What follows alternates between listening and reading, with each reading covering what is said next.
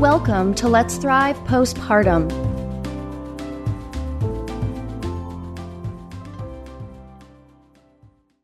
Welcome back. I'm Kelly. And I'm Ashley. We are so happy you're here. Before we jump into our guest speaker today, I want to ask Kelly a question. Kelly, what's something that you've done this week that you're like proud of yourself for? I love that. I think we talk about such kind of heavy things in here that let's Mhm. celebrate some of the good wins. And Yes. this may be corny as can be, but I went to a restaurant this weekend with family and my child. And if you're listening, that may not sound like a big deal, but my first panic attack with a child was in the middle of a restaurant. And so I am triggered every time I go in. It is this fear, it's overwhelming. I need to get out, I need to escape. I made it through a restaurant. We had a lovely dinner. Might have been a little teary-eyed in the car on the way there because the stress of, oh my gosh, what is about to happen to me? My husband was like, "What do you need from me?" I told him. We were in a back corner. My child was great. I didn't cry. It was like the best win. And do I want to eat out all the time? At this moment, no. But I'm going to take a win that I did it and I wasn't that crazy person in the back of a restaurant bawling my eyes out. So, win for me. That that's amazing. And you feel like maybe at some point you'll do it again. I will at some point. Yeah. Still not real excited to eat out in public, but at some point I will. We'll go back on a family restaurant date. So, it's the Yes. little things in life. Oh, Ashley, what are you Kelly, I'm proud of so this happy to week? hear that. Thank you. What am I proud of this week? Well, I've had a pretty regular commitment to going to Pilates once a week, which has been really nice. It's been a dedicated time for myself. And it literally has to be scheduled. Otherwise, it's really hard for me to make myself take time for myself. I love that. And it's wonderful. It feels good. It puts me in tune with my body. Such a good start for the day. And speaking of Pilates, one of the people who helped influence me getting into it and giving it a try is our guest today. So you guys are going to be hearing Shari's story. And Shari is a meditation, mindfulness teacher. She ran an international yoga retreat company for 10 years. She has 20 years of teaching experience when it comes to yoga, mindfulness, meditation. And of course, she is a mom, and she is here to share her story and hopefully provide some insights to the rest of us. So, if you're listening, you are really going to love Sherry's story. I think it's going to resonate with you a lot. She, in her words, thought childbirth was going to be the really hard part of becoming a mom. But then it was about the toll that it took on her body physically and mentally until the point that she realized that an expert will never know her body as well as she did. And how do you learn to advocate for yourself? And so, really working through the pain, the depression that came with it, and anxiety. And how did she learn to start to recover? Also, how did she normalize some of the shame that went around with those feelings and maybe not feeling like she was a great mom? It's a really inspiring story about how she then got to the maintenance side and what she's doing to really look out and protect herself and to be that best mom she can be. Hi there, Shari. Thank you so much for joining Kelly and I today. We're so happy you're here. Thank you for having me. I'm really glad to be here. Well, Sherry, to jump right in, tell us about your pregnancy. What was it like and what was your experience? The first thing that comes to mind is it happened really fast. I thought that I'd have a whole lot more time to prepare for getting pregnant.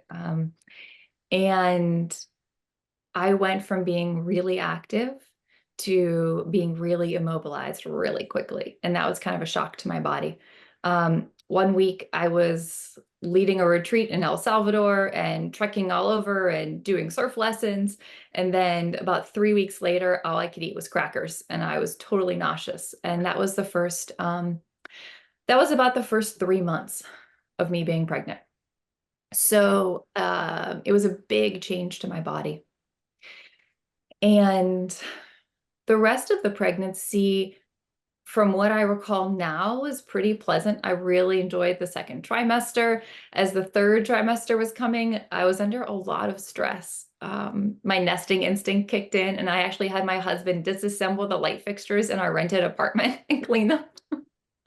I love um, that. yeah. And we were trying to build a house. it was delayed and delayed. And so I had a lot of anxiety that third trimester. I also ran my own business. So I was looking at, how do I take maternity leave? Where are we going to live? Where is this baby going to live? And I lived far away from my family. So we had no family, and we had just moved to Charleston. So we really had no friends. And I think that third trimester, the warmth and glow and joy of feeling the baby's first kicks in the second trimester, funny, there was a kick, really faded in the third trimester. I remember telling my baby at the time, I couldn't imagine what he was going to look like, but I remember telling him, this is what anxiety feels like, and you're going to feel this after you're born, or this is what joy feels like, or this is what anger feels like. And it was the only way that I could make peace with the amount of emotions that I was feeling. Yeah. How did you process all that change from going from being very active to moving to everything? How did you handle that while you were pregnant? I think I offloaded a lot of what I was going through to everything else in my life. So I didn't realize like how much strain that was for me emotionally, psychologically, physically. It was like, I want to have this baby as naturally as possible. I try to live my life in a way that's holistic and organic. So how can I take care of the baby? How can I take care of other people in my family that had a lot of needs? At that point in time, we had a big medical crisis with someone we were really close to. So I really wasn't aware that I was offloading my experience onto other parts of my life. I was really, really pregnant with a huge belly. I gained 50 pounds. And I was like sweeping the house that we were building, trying to get water off of it to finish the roof, so everything was put on the outside world, and I had so little awareness of what I was going through. Yeah. Do you think at this point was trying to be kind of present with where you were? Had you given much thought to what your postpartum experience could be like or was going to be like? I remember, and I laugh about this, that as I was approaching my due date, my husband and I were like, well, there's two of us and I'll be one of them, no problem. And that's kind of like the innocence and insanity in which we entered into parenthood. So I think I figured the hard part was giving birth. And after I gave birth, it would be smooth sailing. Yeah. I think that's a common thought among so many women. Yeah, that's something Kelly and I hear and have talked about a lot ourselves as well. So tell us then how that's a perfect segue to how was childbirth? What was that experience like for you? It was everything.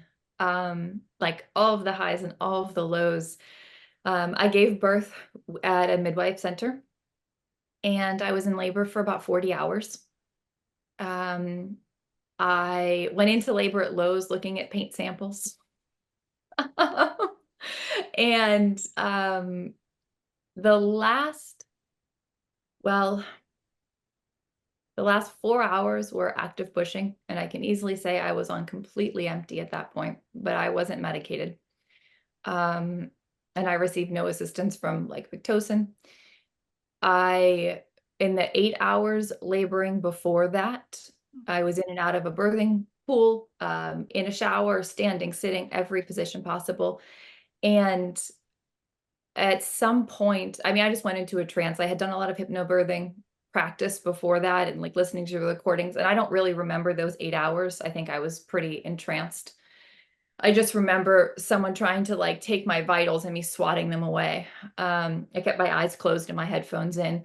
But at one point I was laboring and I was by myself, which is something I realized should never happen to a mother in labor. And I have no idea where the rest of the support crew was. I had a doula, and I had midwives, but I was kind of squatting and I heard a really loud pop and really intense pain. And I later came to realize that I had torn a ligament. And that ligament destabilized my pelvic floor around my sacrum and my coccyx, and it changed the rest of my labor. And I couldn't labor in the pool anymore. I couldn't actually have full contractions, but no one else knew that it happened. And I was in such an altered state, I couldn't communicate it. So I continued laboring and continued pushing through an experience where I probably should have had medical attention. Mm. Ooh. There were times I was very lucid for the last few hours, and I directed the room. I remember everything from like nipple stimulation to making out with my husband in order to like get those contractions stronger, to like rubbing sage oil on my belly. And then on like the 40th hour, and I was like, the hell with this. Like, I don't know what to do anymore. A new midwife came in and she's like, do lunges. And I remember thinking, with what, And I did 4 lunges, and I sat down on a little squatting chair, and all of a sudden I felt the head of my baby, and intense pain. And then I realized we still had to get the shoulders out. So like one more push on empty, his shoulders came out, and I pulled him out of my body. I remember like delivering his feet. And I brought him up and I held him against my chest. Um, I often joke that was kind of the only useful thing my doula did. Adam says she did a lot of useful things, but I wasn't really present for those during labor. She took a photo of the 3 of us with me and this baby covered in blood and my husband wrapped around me, and this just gorgeous light in the room. And then I went home 4 hours later. I was released or sent home. And that's when I started to realize that I couldn't walk. And I watched him the whole first night. I didn't sleep. I couldn't. I was just enthralled by him and also terrified of anything happening to him. And I think at that point, I started to realize what my body had gone through, to go back to your first question, throughout pregnancy and throughout the laboring experience and throughout the delivery experience. Like something so strong came in, it was almost stronger than my body. And it wasn't until he was breathing next to me that I realized my body's not okay. Yeah. So it sounds like it was pretty soon after you gave birth and you guys went home that something you were noticing this was not, something's not feeling right. Um, I went back and did all of my regular follow-up for me. I took him to all of his appointments, and I was essentially told by my medical practitioners that everything was normal. And I was told that same line, that everything was normal, and that the pelvic floor dysfunction I was feeling and all of the pain and the weakness and all of this was normal, and that it would resolve itself and I should just do some Kegels. And that was essentially the first year and a half of medical advice that I received through a variety of practitioners. And so it really became a process of me realizing slowly over time, this applies to motherhood in many ways, that the quote unquote experts outside of myself did not know more than I knew. And it was become a very gradual and deep process of trusting my own instinct and intelligence as a mother and as a woman. Yeah. I think that's such a powerful lesson. I mean, I think it's sad that we've all learned that the hard way, but I think realizing you do know yourself better, even if they say it's not okay. And I think that comes physically and mentally as well, right? How are you feeling? What is that reaction you're having? And what does it mean to you, whether you can really express it or not, right? Especially some of the mental side. Yeah.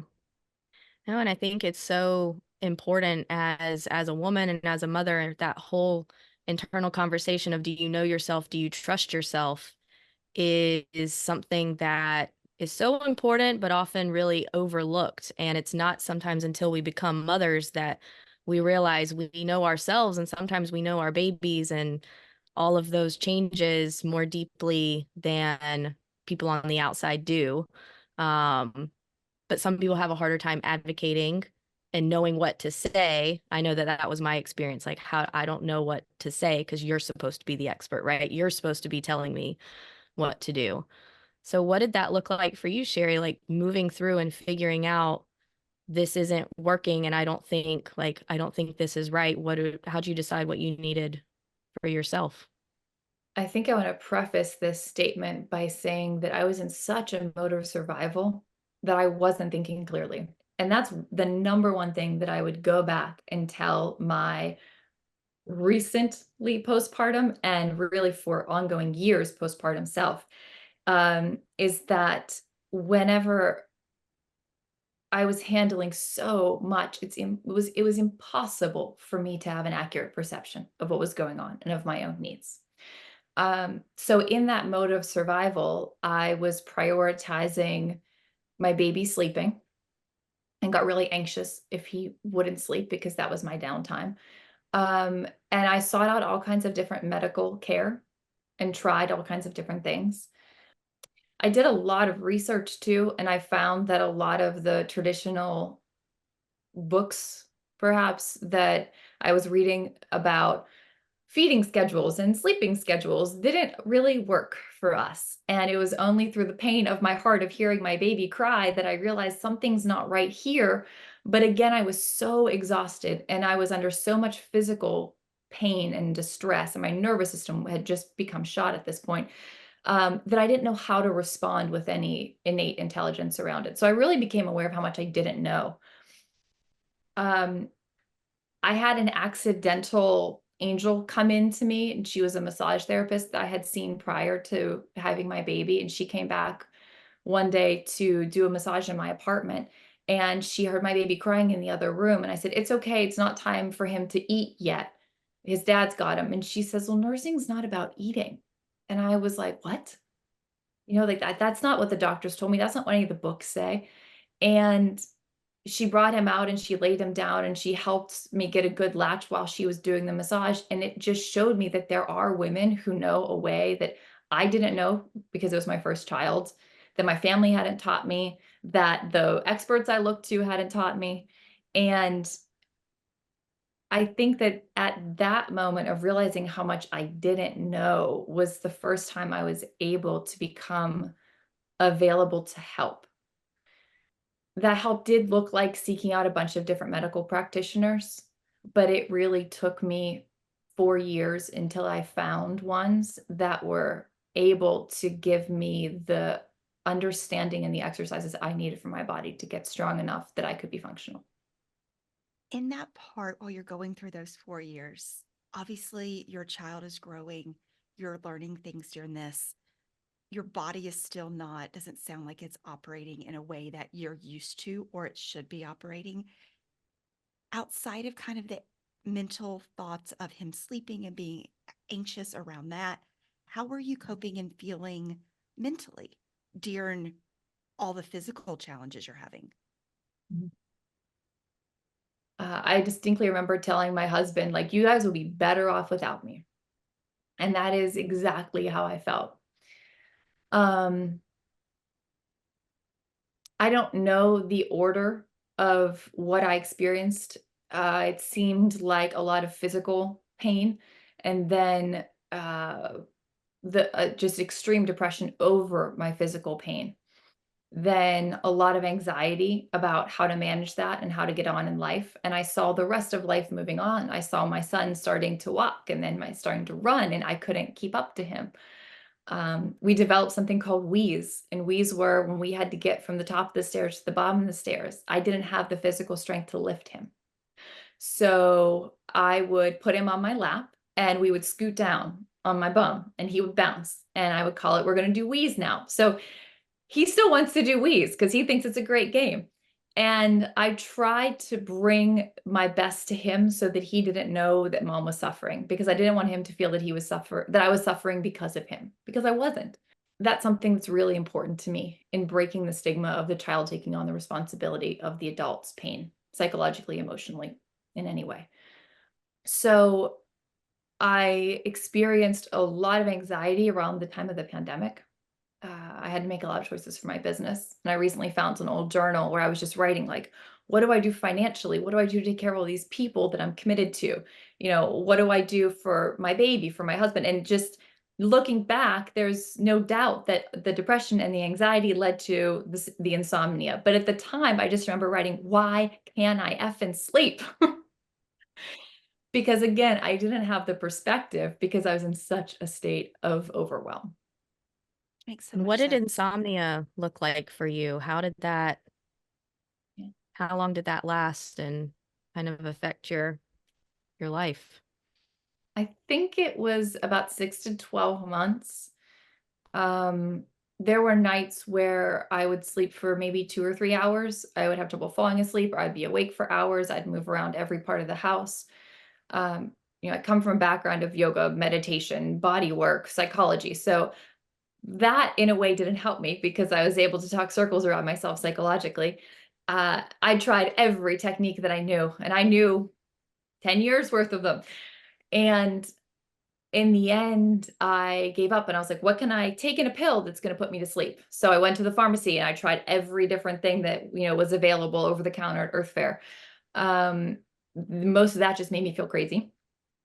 And I went to a sleep clinic and I was sent to an expert in insomnia. And she basically put me on a regimen of sleep depression, sleep depression. That's a good Freudian slip. That's exactly what it was.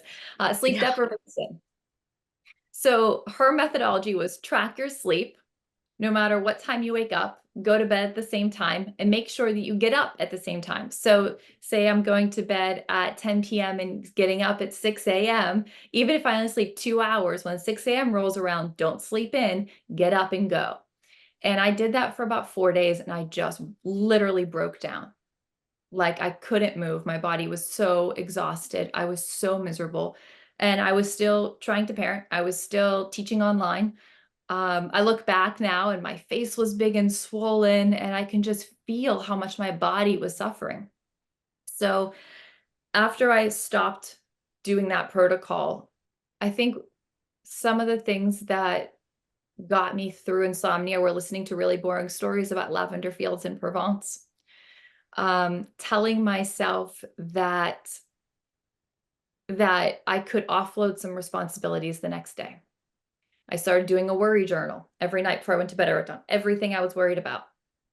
I tried to only be in my bedroom when I had planned to sleep. And then I just let this grace come in that if I was tired, I took a nap.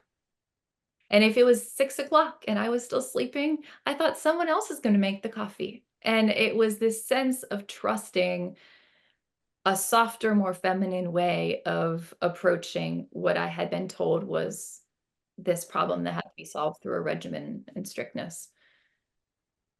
That kind of parallels the experience you had with your son too, with letting go of the schedules and using more of that intuitiveness. It's interesting that you were able to use that with yourself as well. Absolutely. I've been reaching for that forever in my work, and I ask for that whenever I ask to have a child. But what it did was bring up all my inner blocks to it. Um, Oh. so I ended up actually finding a yoga nidra practitioner, and I credit him with saving me. And I've told him that many times, and I've said that publicly on Instagram to, hopefully send people to him. But he was really wonderful, and he told me two things that changed my life with insomnia. He said, one, if you don't deal with your stress during the day and train your nervous system how to relax in small increments, it won't know how to do it when you lay down at night. So he had me do like 2 or 3 15-minute relaxations throughout the day. And that was huge. I was thinking it was like a light switch I could turn on and off. And he also led me through some dream work to confront some of the nightmares that were coming up and some of the anxieties and go into my body. And he showed me, like, with a companion, that it was safe to explore why wasn't I sleeping and what wanted to be birthed or come forth in my life that I was trying to push back because I was already so overwhelmed. And when I stopped trying to hold it back, I started to sleep. So where are things today, Shari? Where do you feel like the postpartum journey? I think Kelly and I are both big believers that the postpartum journey is not just the first 12 months after you give birth.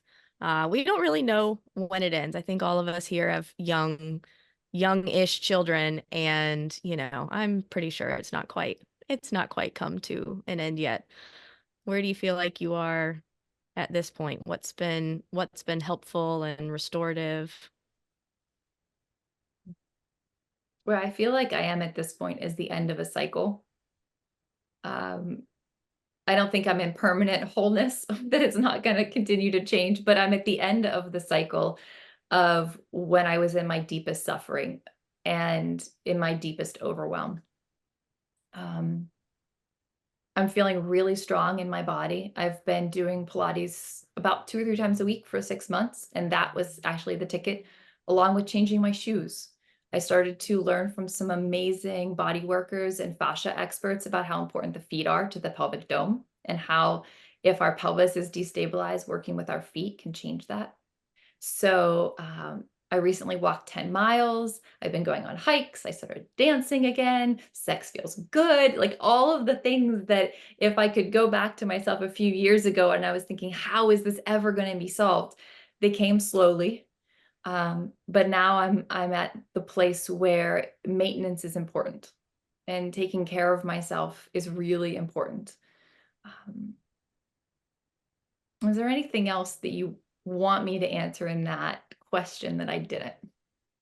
How about the mental part? So it's amazing that you finally feel almost to yourself again, that you're back to enjoying things physically. How do you feel when it comes to your anxiety and the depression that you had that went along with the physical pain? I'm so glad you asked that. Um, the grace of all of this was at one point I realized I can't do this alone.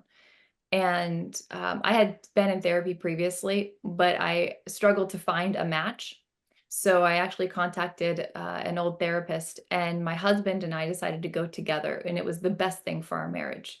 So we actually this morning we had couples therapy on Zoom, and I think that not only brought me out of the anxiety and depression, it helped me birth a whole new life and a whole new relationship, like with him and within our family, and that was the big gift was getting to the place where I could actually seek what was supportive for me. Yeah. I think relationships are such an important piece in the work with postpartum women in helping them try to identify what's going well in the network of relationships that you have during that period, what's not going well, what could be improved. Um, because a lot of times you hear people say, "Oh, it takes a village," but a lot of women are like, "Well, I'm not quite sure where that village is." And so, how do you feel building that relationship like with your husband as a support person? How did that help?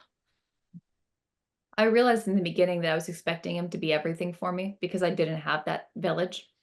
And I didn't know how to relate to other moms. They were either too like hippie granola for me or it was too conventional. And I really struggled to find what was useful for me. Um, I now see those communities in place, and I think it's really important to have communities of all types of women. And I think that's one of the amazing things about what you're both doing right now is providing communities. So I think that's if I could do anything going back in time, it would be to help myself find other moms who are going through the same experience or similar experiences. Um,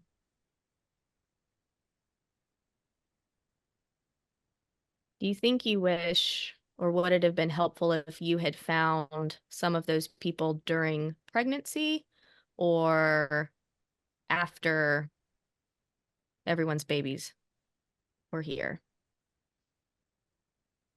I was looking for that during pregnancy, and I think it would have been useful. I also didn't realize the crisis that I was having until the crisis happened. And Yeah. then it was more like triage. So I think resources on both sides are really helpful. Sherry, what is there anything else looking back? I think you said at the very beginning you thought the hardest part was going to be actually giving birth. And it sounds like while that was hard, it was a lot of the challenges afterwards that lasted for a long time. Is there anything you wish you would have known outside of have a village, find those other connections? Is there anything that would have been helpful to you in that postpartum recovery phase? Think it would be the normalizing of shame. So much of my experience and the reasons I didn't seek help was because I was feeling shame for not being a better mother, um, shame for what was happening with my body, thinking that other people weren't experiencing it. Um, and that shame held me back from reaching out. I saw so many examples of what I thought were people who had it together. And I knew I was a strong person who had it together previously. So why couldn't I be now? And it feels really good now to sit down with other mothers and to hear what they've been through, or someone to say, oh my God, zero drop shoes can save my pelvis. And it's like, yeah. And they're like, oh, I've been suffering with this. I remember after I came back to working, because I worked for the first 2 years after I had a baby, and then I took 2 years off because it took me 2 full years to realize that I really needed that sabbatical to recover. And during those 2 years I was working, I stomped my foot when I was teaching something. And I said, oh God, I can't do that anymore. And like 5 of the women in the front erupted in laughing. They're like, tell me about it. And at that moment, I realized that I did have a village, but it took me speaking up to say what I was going through. Wow. And I just want to say, from the normalizing shame, I definitely know for myself, I had a lot of that as well. And I want to say thank you for sharing your story today. And thank you on behalf of all the moms listening, because I think this is the way that we normalize shame, that it shouldn't be shameful. So many of us are going through this, and you having the courage and the vulnerability to share your story and to talk about it is going to help so many people listening. So thank you for helping them normalize their shame, and me as well, because I know I dealt with it a lot the first 2 years. Yeah. I know. I think a lot of times the sort of not the opposite of shame, but thinking about it is like just hearing affirmations from other people that they've experienced the same thing. And that is helps dissolve some of that shame a little bit, because you know that it's not just you. And I know that that's our hope here, in hearing stories like yours and sharing them, is for all the other mamas out there that might be having a hard time, for them to know that they're not alone. And maybe this is kind of that push to reach out and connect. You might find support in unlikely places. Well, thank you to both of you. And It's Sherry, amazing. before we wrap up, I do want to ask, what are zero drop shoes? It's where your heel is not elevated. So it's where it has a flat footbed, meaning your heel Okay. and your toes are in the same line. Most heels, or most shoes that we wear, have heels, even if they're not high heels, like tennis shoes. And that actually destabilizes the pelvis. And for women, I've found it's really important if they have any pelvic dysfunction. And actually for men too, they just talk about having a lot of shame around discussing it. That if they can walk barefoot and actually strengthen their feet and have a flat footbed, it resets pelvic stability and strength. Fascinating. Which is so great. So I, before having a child, was a runner, and now have to wear the flat sandal running shoes because I didn't know why, but that's the only thing that doesn't hurt me.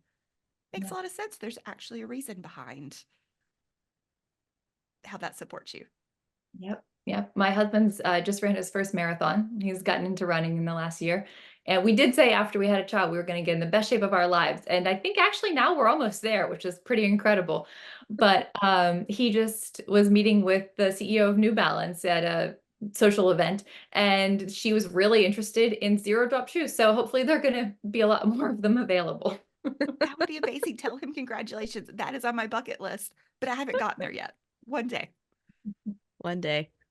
Well, Sherry, is there anything else that we have not asked you about this phase in your life that you'd want to address or you'd want to share with anyone? I just want to say, and I'm really saying this to myself a few years ago, that it gets better and that there is someone who is available to listen. But it takes turning to that someone to start the process. Really beautiful. Well Was said.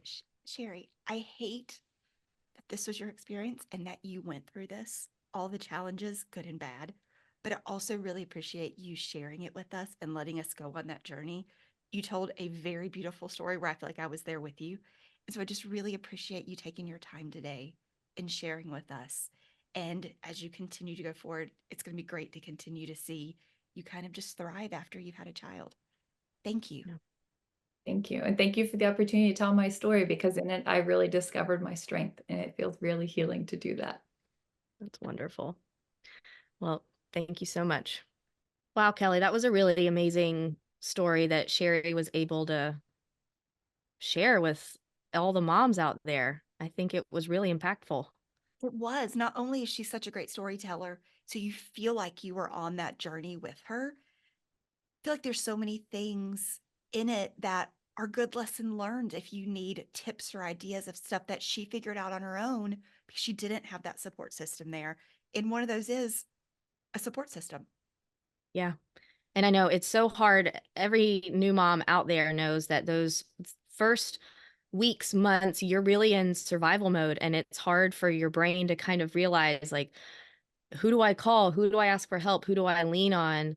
And I do think, like when Shari said, maybe when she was pregnant, trying to make some more of those connections and building out that support network before the baby was born, that's something that could be beneficial for a lot of moms out there, because there's lots of us that are living in cities without friends, without family, kind of disconnected. You've just moved, or people have moved away, and having that support network, I think it's critical. It's so important.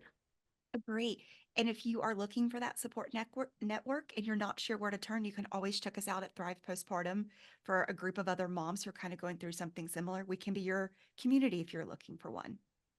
What I Yeah. also thought Shari did a good job that I feel of articulating that so many of us feel, and I'm speaking for my own self at this point, is that normalizing shame, that there Hmm. can be so much shame attached to these feelings and the depression and the pain and the anxiety, all the things that you're going through, knowing that you are doing a great job as a mom, but you don't feel like it, and the shame that you feel.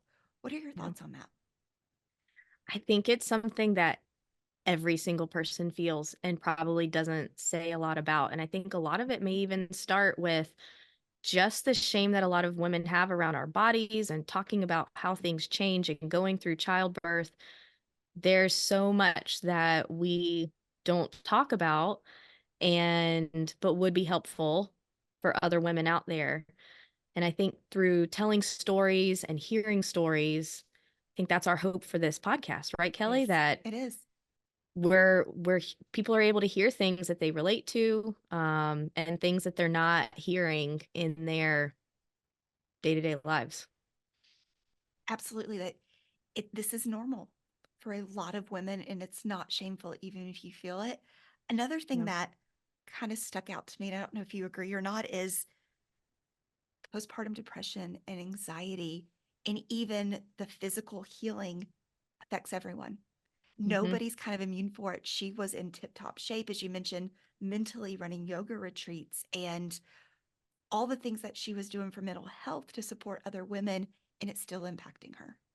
Yeah. Yeah. No matter who you are, it's always okay to ask for help, and it's also always hard to ask for help, no matter who you are. And so it was an inspiring story for everybody out there. It was. Shari. Thank you so much for coming on, being vulnerable, sharing your story, giving so many of us great tips, but also hope, and to know that it will get better. This will end, and that there Yeah. is a good light at the end of the tunnel. And also talking about the maintenance phase, right? It just doesn't just end one day. I think all of us are very aware of how physically and mentally we feel now that we've come through to a better side, and just reminding us that maintenance is always key. Yeah, definitely. So, with that, moms, thank you for joining. We'll see you next episode. If you enjoyed this episode and found it helpful, please be sure to hit subscribe, leave us your feedback, and give us a 5-star review. For even more support, visit us at wethrivepostpartum.com/podcast to sign up for our newsletter and learn more about our community. Remember, you are not alone. With support, you can feel better. Together, let's thrive postpartum.